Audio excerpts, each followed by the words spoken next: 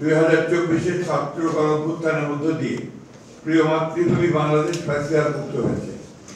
এই দীর্ঘ রক্তাক্ত সংগ্রামে শত সহস্র বিরোধী দলীয় রাজনৈতিক নেতা কর্মী সহ সমাজের সর্বস্তরের অসংখ্য নাগরিক গুম, খুন, বিচার বহির্ভূত হত্যাকাণ্ড, হামলা, মামলা, নির্যাতন, নিপীড়ন ও অবর্ণনীয় দুর্ভোগের শিকার হয়েছে। অবশ্যই ছাত্র গণঅভ্যুত্থানে ছাত্র জনতা, শ্রমিক, নারী, শিশু সহ সহস্রাধিক নাগরিকের আত্মদান, অন্ধত্ব, চিরপঙ্গুত্ব বরণের মধ্য দিয়ে ইতিহাসের জঘন্যতম ফ্যাসিস্ট শেখ হাসিনা আওয়ামী বাকশালী শাসন আমলের পতন হয়েছে। সারা বিশ্বের জনমত এবং বাংলাদেশের জনগণের দাবি ও প্রত্যাশা ছিল যারা পতিত স্বৈরাচার ও তার দোসরদের মানবতা বিরোধী ও নৃশংস জঘন্য হত্যাকাণ্ড এবং গণহত্যায় অপরাধের বিচার হয়।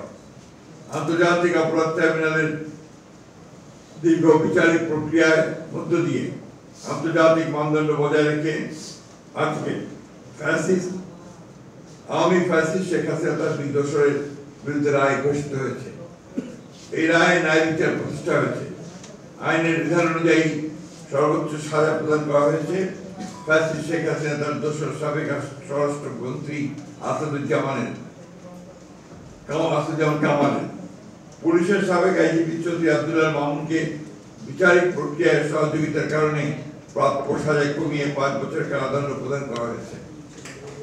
আইনের শাসন ও ন্যায় বিচার প্রতিষ্ঠায় দৃঢ় প্রতিজ্ঞ বিএনপি এ ব্যাপারে জনগণকে সদা সর্বদা সচেতন থাকার আহ্বান জানাচ্ছে। একই সাথে বিএনপি অন্যান্য মামলায় অভিযুক্তদের সুবিচারের দাবি জানাচ্ছে। আমরা মনে করি গত 16 বছরের গুম, খুন ও বিচার বহির্ভূত হত্যার শিকার এবং 2024 ছাত্র গণঅভ্যুত্থানে রাষ্ট্রীয় সন্ত্রাসের শিকার সহস্রাধিক শহীদের আত্মা শান্তি পাবে এবং তাদের পরিবার পরিজনদের ক্ষোভ কিছুটা হলেও প্রশমিত হবে।